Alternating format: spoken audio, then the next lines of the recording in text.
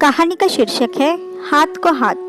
पड़ोसी हरिलाल भैया के घर से अचानक बहुत तेज आवाज़ें सुनकर मोहन बाबू और उनकी पत्नी सुधा तेजी से उनके घर की ओर दौड़े। जहां जाकर उन्होंने देखा कि हरिलाल भैया और उनकी पत्नी विमला अपने बेटे रवि पर गुस्सा हो रहे थे। उनका चेहरा तमतमाया हुआ था। ये देखकर मोहन बाबू ने हरिलाल भैया से पूछा, क्या हुआ भैया, इतना गुस्सा क्यों हो रहे हैं रवि पर? अरे यार मोहन, क्या बताओ, सच इस लड़के ने दुखी कर रखा है। समझ नहीं आता इसका क्या करूं। ऐसा क्या कर दिया रवि ने? इतना अच्छा सभ्य और सुशील आपका बेटा है, आपको तो खुश होना चाहिए। मैं क्या, पूरी गली रवि की तारीफ करते हुए नहीं थकती। रहने दे यार, यहाँ माँ बाप को छोड़कर सभ्य और सुशील बेटा।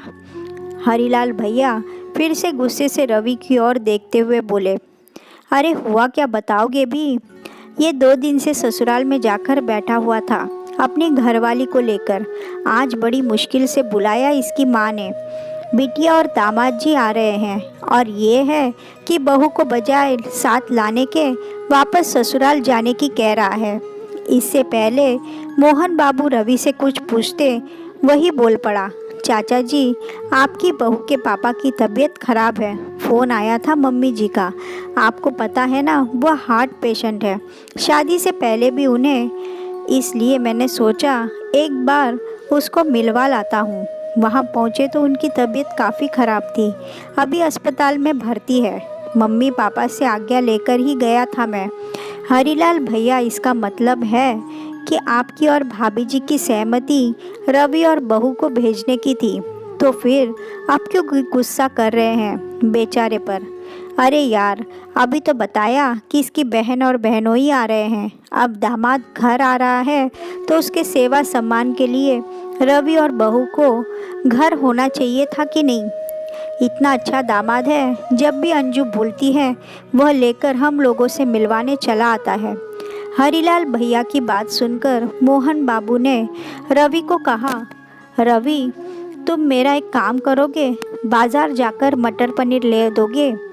जी चाचा जी, अभी ले आता हूँ, कहकर मोहन बाबू से पैसे लेकर रवि बाहर निकल गया।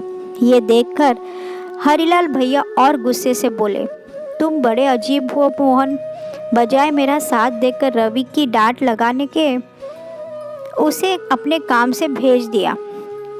हरिलाल भैया, शांत हो जाइए और पहले पानी पीजिए। भैया, आप ये क्यों भूल रहे हैं कि रवि आपका बेटा है तो किसी का दामाद भी, बिल्कुल अपनी अंजू बिटिया की तरह। वो भी तो किसी की बेटी को अपने पिताजी से मिलवाने गया है। अपनी बहू भी तो किसी की बेटी है। और भैया, जितना आप अपनी बेटी और दामाद से प्यार करते हैं, उतना ही प्यार रवि के ससुर जी भी तो उनसे करते होंगे। वह भी तो उसे बेटे की तरह मानते होंगे।